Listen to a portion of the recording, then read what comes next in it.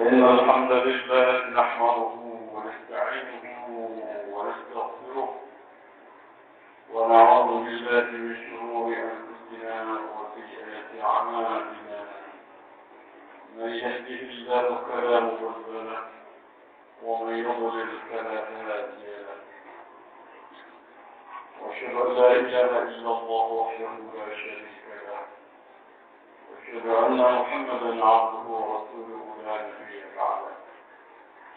اللهم صل وسلم وبارك على نبينا محمد وعلى آله وصحبه أجمعين. وبعد، فيا عباد الله، فإني أوصيكم ونفسي بتقوى الله، وأحثكم على طاعة الله وطاعة رسوله لعلكم تفلحون. وأذكركم كما أذكر نفسي من عصيانه ومخالفة أمره بقوله تعالى: من عمل صالحا فلنفسه ومن أساء فعليها وما ربك بظلام للعبيد. وقال عز وجل وهو يحثنا على تقواه في السر والعلانية: أعوذ بالله من الشيطان الرجيم: يا أيها الذين آمنوا اتقوا الله حق تقاته ولا تموتن إلا وأنتم مسلمون. يا أيها الناس اتقوا ربكم الذي خلقكم من نفس واحدة وخلق منها زوجها وبث منهما رجالا كثيرا ونساء، واتقوا الله الذي تساءلون به والأرحام إن الله كان عليكم رقيبا. يا أيها الذين آمنوا اتقوا الله وقولوا قولا سديدا يصلح لكم أعمالكم ويغفر لكم ذنوبكم، ومن يطع الله ورسوله فقد فاز فوزا عظيما. Jamaah sidang Jumat yang dirahmati Allah, sudah menjadi ketentuan Allah di dalam hidup manusia ini bahwa mereka hidup berpasang-pasangan dan hidup berketurunan. Di dalam surat An-Nahl ayat 72 Allah menegaskan: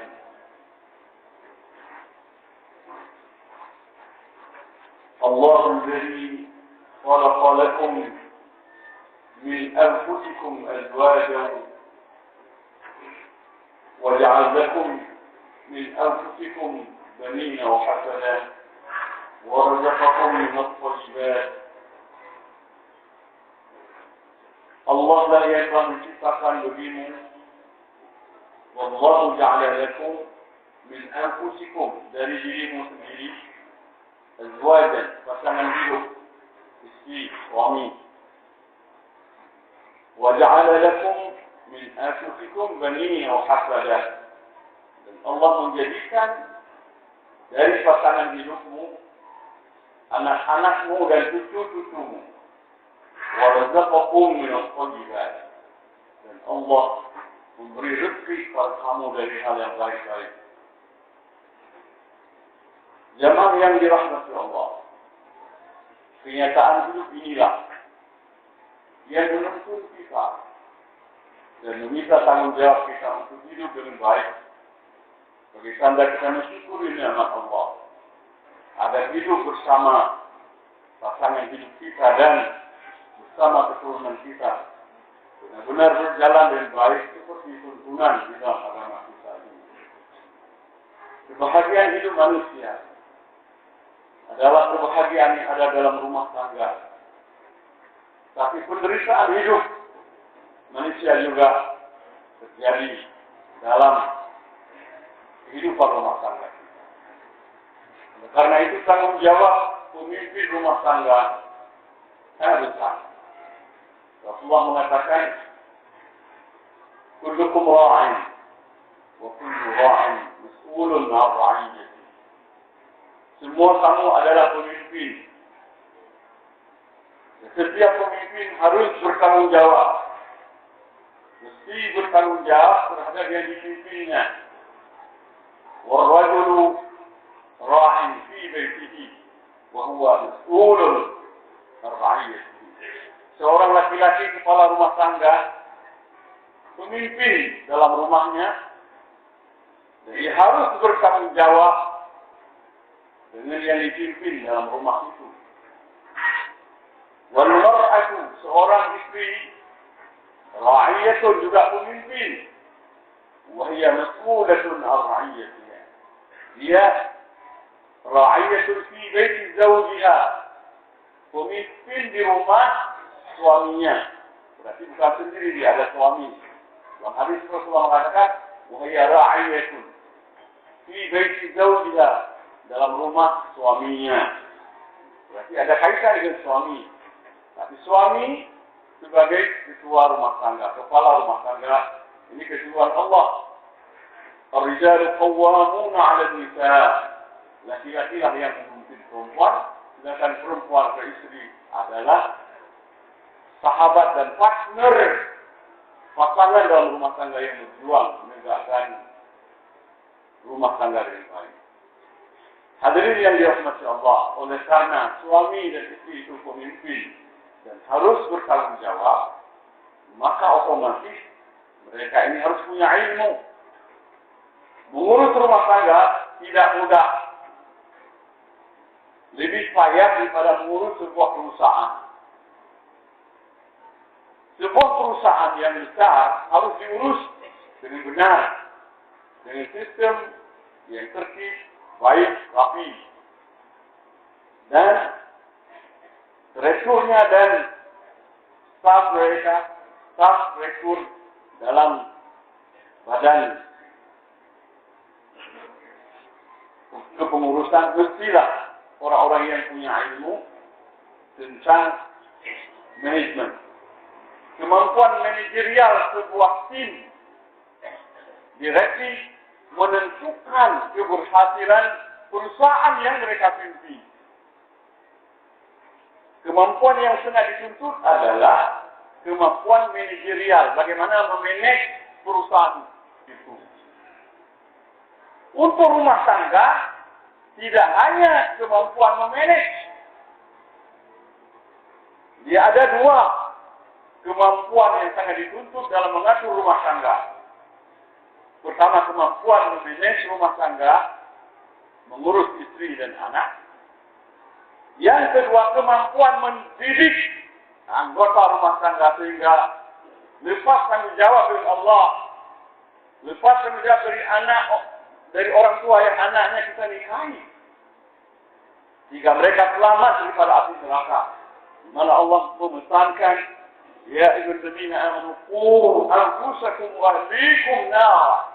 Wahai orang yang beriman, pelihara dirimu dan keluargamu, anggota keluargamu daripada azab neraka.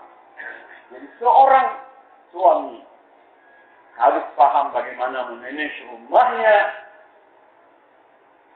dan harus paham bagaimana mendidik dan menyelamatkan anggota keluarganya daripada api neraka. Jadi mengurus rumah lebih berat daripada mengurus sebuah perusahaan besar. Sayangnya orang kita hanya sekedar menikah berumah tangga, tidak punya kemampuan memanage dan tidak punya kemampuan mendidik. Ini masalah besar yang telah membuat kucar kacirnya umat Islam, di mana anak-anak yang lahir dari rumah tidak berkualitas sebagai muslim dan muslimah yang baik. Hadirin yang dirahmati Allah, kegagalan sebuah perusahaan besar akibatnya secara financial, efeknya secara keuangan, tidak maju dan rugi. Kegagalan sebuah rumah tangga bukan masalah keuangan, masalah nyawa, masalah manusia, masalah kehidupan, masalah umat, masalah agama. Kalau perusahaan kita harus belajar ilmu dengan benar supaya berhasil, maka rumah tangga juga kita harus belajar dengan benar supaya berhasil. Inilah kelemahan umat Islam hari ini, terus menikahkan putra-putri mereka tanpa mempersiapkan mereka sebagai calon suami dan istri. Sekarang kejadian, baru menikah sebentar sudah cerai. Dalam masyarakat Jawa, umumnya di Jawa Barat, ada anak umur 20 tahun perempuan, nikah sudah 4 kali, rata-rata 3 kali atau 2. Itu anaknya dinikahkan saja tanpa ada persiapan. Tanpa tahu untuk apa menikah, hanya sekedar melepaskan kebutuhan biologis. Tanpa tahu untuk apa mereka diciptakan sebagai khalifah Allah di bumi. Bagaimana berbuat, bagaimana bertindak. Ada yang berbahagia hari ini, kehidupan jadi runyam. Rata-rata sekarang, terjadi penderitaan dalam rumah tangga. Suami menderita, istri menderita, anak juga menderita. Anak-anak merasa tidak aman dengan orang tuanya. Tidak tentram. Mereka cenderung menjadi pendiam, menyendiri. Cenderung mereka merusak diri dengan narkotika, dengan narkoba. Cenderung merusak menjadi anak-anak yang bandel, menentang. Dan tidak bisa diatur lagi. Kewalahan sekarang. Orang tua kalah dengan lingkungan. Orang tua kalah dengan alat-alat elektronik.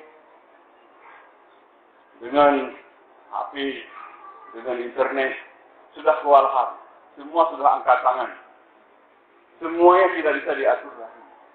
Anak sudah diatur oleh alam. Oleh sebuah era. Era yang tidak bertuhan. Era yang hidup tanpa peraturan. Bayangkan apa yang akan terjadi. Apalagi kehidupan ini memang susah. Para sarjana ahli bidang ilmu jiwa menulis, dalam hidup manusia secara umum ada saat yang paling kritis 3. Pertama, ketika usia perkawinan mencapai 5 tahun. Umumnya bentrok suami dan istri. Ketika sudah terjadi kebosanan, bosan, luar biasa bosan. Sudah 5 tahun. Zaman hambungan deh yang kawin. Hambungan kan urau. Begitu hebatnya kemauan. Yukam rupa inang yang saleh. Kam rupa imam yang bagus. Ternyata baru berapa tahun nikah sudah goyang. Faktor paling utama adalah kebosanan. Rasa bosan. Sehingga mencari jalan ini dan ini dan ini dan ini.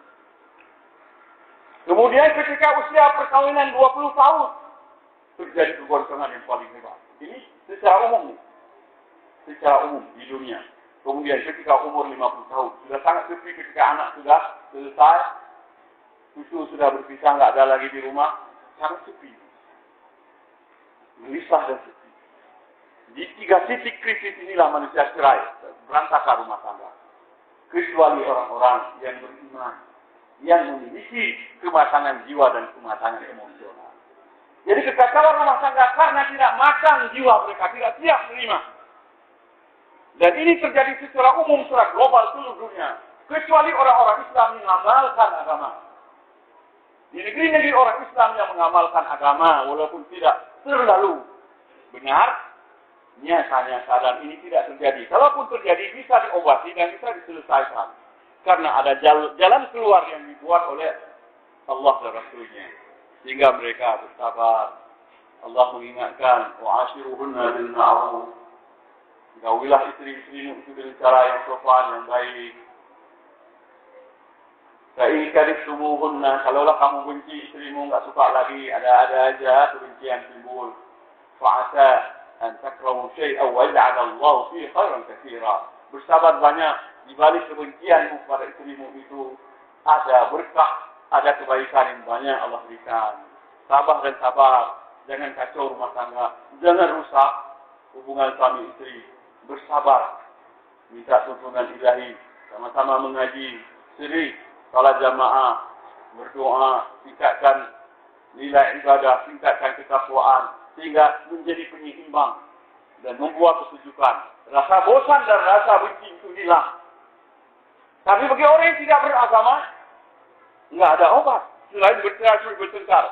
Ada rumah tangga dipertahankan berpuluh tahun, tapi nggak pernah ngomong antara suami dan istri.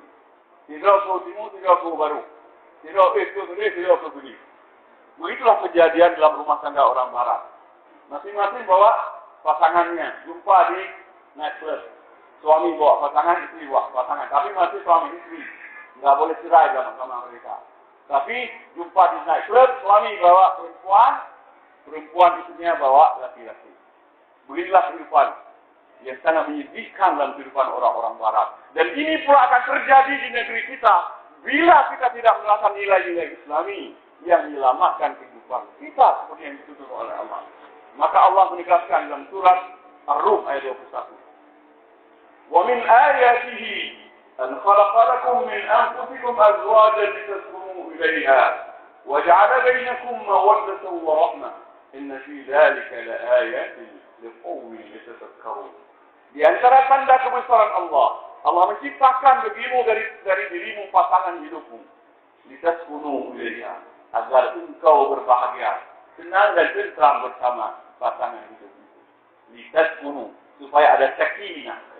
Litaskunu, supaya ada sakinah. Wa ja'ala bainakum, dan Allah telah tumbuhkan di antara kalian mawaddatan wa rahmah, rasa cinta dan kasih yang mendalam. Inna fi dzalika laayatin liqaumin yatafakkarun. Sesungguhnya pada hal yang demikian terdapat tanda-tanda kebesaran Allah bagi orang yang mau berpikir. Jadi kebahagiaan hidup ini bila ada sakinah dalam rumah tangga dan bila ada rahmah dan mawaddah. Tanpa itu tidak bisa dirasakan kehidupan bahagia dalam rumah tangga kita. Maka rumah tangga yang tidak beragama tidak punya ketiga rasa. Tidak punya. Dan malah orang beragama yang tidak paham kaidah hidup juga tidak merasakan. Hanya kepuasan biologis mungkin relatif dipuaskan. Tapi kemudian ketika sudah ada anak, ketika sudah ada cucu, sudah hidup kita tidak hanya urusan-urusan itu aja, sudah jadi bosan.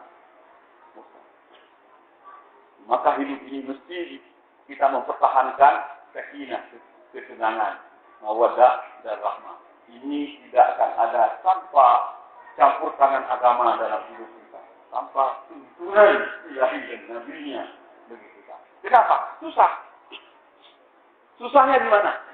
Seorang suami, di satu sisi dia menyayangi istrinya sebab dia orang yang paling tinggi. Rahmah itu kasih sayang datang dari suami ke istri yang paling utama. Dari orang tua ke anak. Kasih sayang itu dari orang kuat kepada yang lemah. Jarang dari orang yang lemah kepada orang kuat. Orang atas yang memberi kasih sayang kepada yang di bawah. Jarang dari bawah ke atas. Jadi suami itu lebih dahulu memberi kasih sayang ke bawah. Tetapi peliknya jiwa manusia, suami itu di samping memberi kasih sayang yang maknanya dia harus dihormati oleh istrinya, harus dihargai, harus diakui sebagai pemimpin rumah tangga. Pada waktu yang sama dia ingin dimanjakan, ingin dikasihi, ingin disayangi, ingin dibagikan oleh istrinya. Di satu sisi dia pahlawan yang melindungi keluarga, di satu sisi dia minta kasih sayang sebagai anak yang kecil. Inilah pelik yang tidak bisa dipahami oleh manusia. Jawabannya bainahuma, kata Allah. Wa ja'ala bainahuma. Allah jadikan antara kalian berdua tidak boleh satu pihak. Suami yang telah memberi kasih sayang dengan benar sebagai bapak, pemimpin rumah tangga, istri juga harus dapat memberi kasih sayang di samping dia sebagai partner bawahan sebagai istri yang disayangi dan harus menyayangi. Timbal balik ini tidak bisa dijaga ternyata dengan ilmu apapun, kecuali dengan iman, kecuali dengan agama, kecuali dengan keyakinan kepada Allah Subhanahu wa taala. Berantakan hidup, istri punya gaji sendiri, istri punya ketenaran sendiri. Malah kadang-kadang lebih banyak gaji istri daripada suami. Kakil-kakil-kakil. Karena lehana yuke suami. Karena ukurannya pada materi, bukan pada nilai-nilai kepemimpinan, bukan kepada kesalehan, bukan kepada jasanya menyelamatkan rumah tangga. Ukurannya sudah dengan uang, dengan materi. Inilah perubahan sikap hidup beragama menjadi sikap hidup dunia mencari materi. Dan materi telah menjadi idola hidup manusia. Kalau materi yang menjadi idola hidup, maka berantakan rumah hidup kita. Misalnya saudara lun pati. Kamu pecah jumbo masalah. Kurinan juga kerja kuni. Saya akan bantu sih, sudah terbantu secara keuangan. Tetapi masalah lain akan timbul berpuluh-puluh dan beratus. Satu masalah kita pecahkan, beratus masalah timbul juga. Kan seperti ini. Dan ini sudah terjadi di berbagai belahan bumi dan telah menderita manusia tidak bisa diobat. Karena itulah kita harus kembali ke Islam, kembali ke tuntunan. Dan Islam ini rahmat yang dapat memecahkan problema kehidupan yang menyedihkan, memahitkan, membuat hidup ini kecewa di berbagai belahan tubuh Allah. Sedih sekali hidup bagaikan kamu. Di orang-orang di Poso di Amerika, bagi orang-orang di Prancis, di Inggris, di Jepang, di blok dari bangunan, di racun, di si orang dari Biko kasih. Cuman media barat tidak mau menulis dengan banyak. Ya. Karena malu mereka. Itu budaya yang telah dibangun atas satu dasar yang bobrok. Tidak ada nilai agama, tidak ada daya tahan. Hanya penderitaan manusia dalam bergelimangnya mereka dengan berbagai kelebihan dan keutamaan material. Kemewahan dunia ternyata tidak bisa menenteramkan. Hati itu hanya tentram wadadina aman warahmanu qulubuhum bidzikrillah. Ada di dzikrillah rahmanul qulub. Iman yang membuat kita aman, zikir yang dapat membuat hati kita dingin dan tentram. Jiwa yang tentram hanya ada di dalam keimanan dan rasa dekatnya kita dengan Allah Subhanahu wa taala. Inilah yang harus dipelajari oleh calon-calon suami dan calon istri. Kalau tidak paham, kita buat kursus. Kursus tidak cukup memperhafal sifat 20. Hadis 20 hendak menikah. Kok cuma dari apa? Enggak diamalkan, enggak tahu apa maksudnya. Yang perlu bagaimana kita bentuk sikap kesiapan dia. Ya, musta'idun sudah siap. Liyakuna zawjan. Musta'iddatun litakuna zawjatan. Ready to act, to be a wife and husband. Sudah siap. Lahir batin. Inilah harus campur tangan ulama. Inilah harus campur tangan masjid. Inilah harus campur tangan organisasi Islam.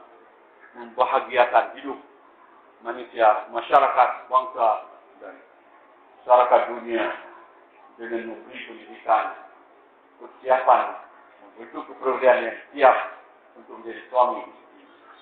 Ini tanggung jawab berat. Tanggung jawab berat termasuk pemerintah harus mengalokasikan dana. Tidak hanya untuk main bola bermiliar-miliar.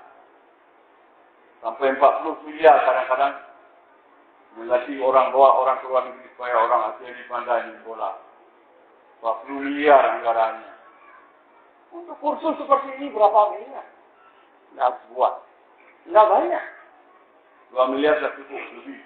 Kenapa tidak ada yang berpikir ke arah ini sehingga melahirkan umat anggota masyarakat yang baik, calon generasi pemimpin yang kuat, calon pemimpin tokoh-tokoh umat dan tokoh bangsa masa akan datang. Inilah pentingnya berbagai tanda kita bersyukur Allah telah merupakan berbagai rahmat, menciptakan kita berpasang-pasangan dan memberikan anak cucu sebagai buah hati kita.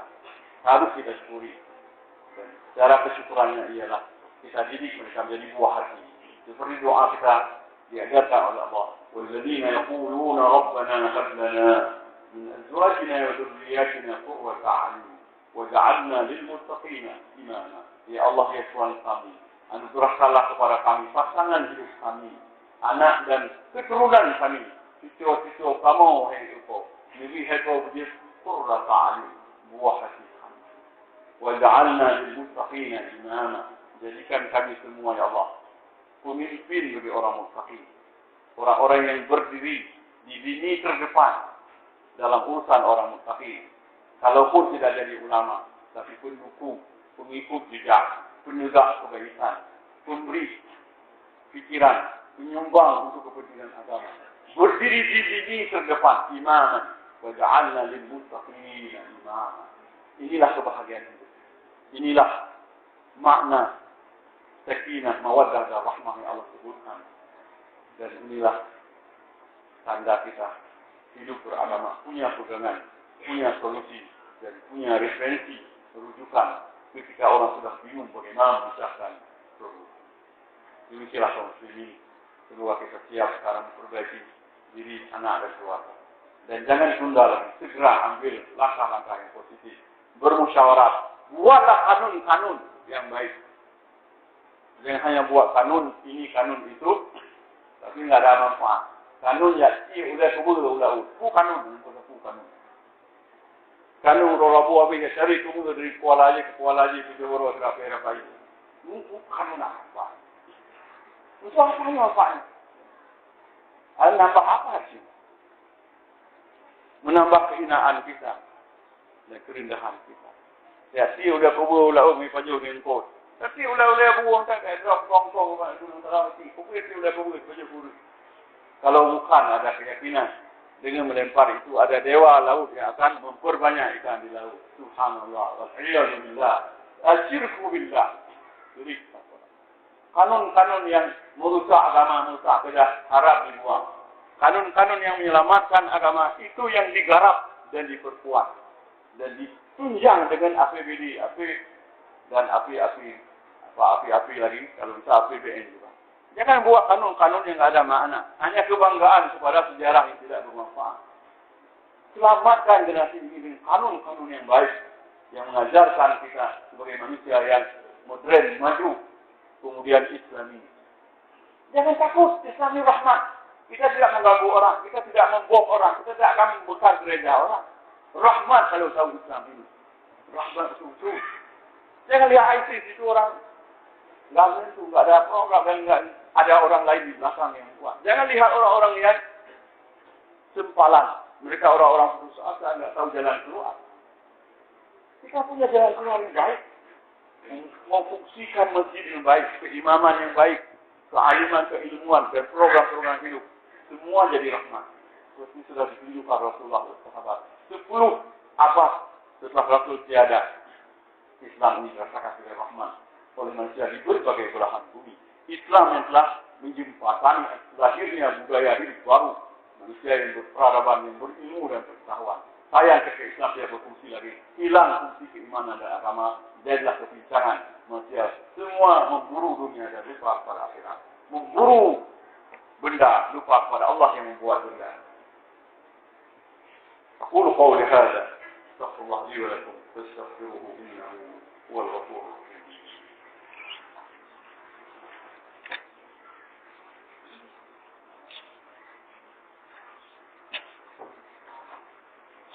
Alhamdulillah hamdan katsiran tayyiban mubarakan fihi kama yuhibbu wa yarda.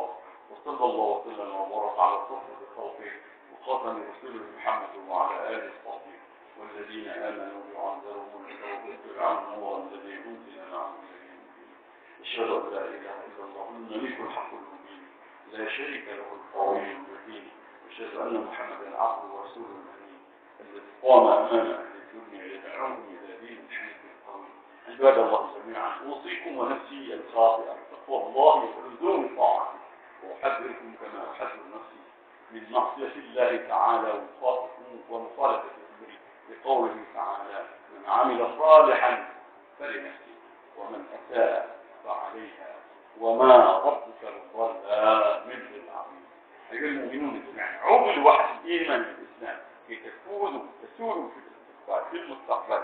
عملوا حق إيمانكم وقيامكم الثالث العادة الرفيعة في الإسلام القيام الإسلامية التي تعلمكم كيف تحيون وكيف تتصرفون وكيف تعملون وكيف تشكلون أسرتكم الطيبة القيمة وكون من هذه البيوت الإسلامية أجيال المؤمنين أجيال المسلمين ولا تستركنوا إلى الدنيا ولا تطمعن بها. والله ربنا يقول يا أيها الذين آمنوا اتقوا الله وانظر نفس ما قدمت لغد واتقوا الله إن الله خبير بما تعملون. ولا تكونوا كالذين نسوا الله فأنساهم أنفسهم أولئك هم الفاسقون. لا يستوي أصحاب النار وأصحاب الجنة هم الفائزون. اللهم اغفر للمسلمين والمسلمات والمؤمنين والمؤمنات الأحياء منهم والأموات إنك سميع قريب يجيب الدعوات ويقاضي الحاجة. ربنا أوزعنا أن نشكر نعمتك التي أنعمت علينا وعلى والدينا وأن نعمل صالحا ترضى وادخلنا برحمتك في عبادك الصالحين. ربنا اصرف عنا عذاب جهنم إن عذابها كان غراما إنها ساءت مستقرا ومقاما. ربنا هب لنا من أزواجنا وذرياتنا قرة أعين واجعلنا للمتقين إماما. ربنا آتنا في الدنيا حسنة وفي الآخرة حسنة وقنا عذاب النار. والحمد لله رب العالمين.